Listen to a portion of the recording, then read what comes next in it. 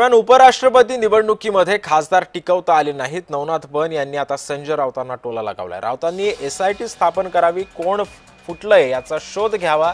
ज्योती वाघमारे यांची आता राऊतांवरती आता घणाघाती टीका झाल्याचं पाहायला मिळतंय। दीपक केसरकरांनी सुद्धा राऊतांवरती टीका केली आहे, पाहूयात।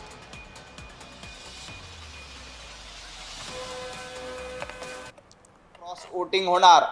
आमच्या आणि एनडीए मध्ये फक्त 40 खासदारांचा फरक आहे, 40 मतांचा फरक आहे असं म्हणत डंका पिटवत होता, डिंडोरा पिटवत होता।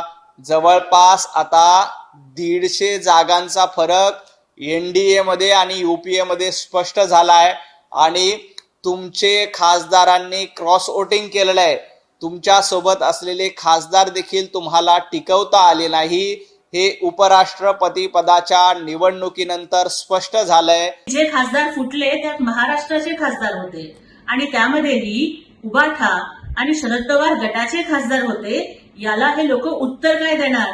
त्यामुळे दुसऱ्याला एसआयटी स्थापन करा असा सल्ला देण्यापेक्षा राऊत तुम्ही तुमच्या पक्षामध्ये एनआयटी स्थापन करा, निष्ठावंत इन्व्हेस्टिगेशन टीम।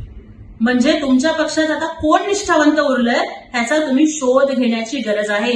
थोड्या दिवसांनी उद्धव ठाकरे, रश्मी ठाकरे, आदित्य ठाकरे आणि तुम्ही एवढेच लोक उभाठात उरणार आहात।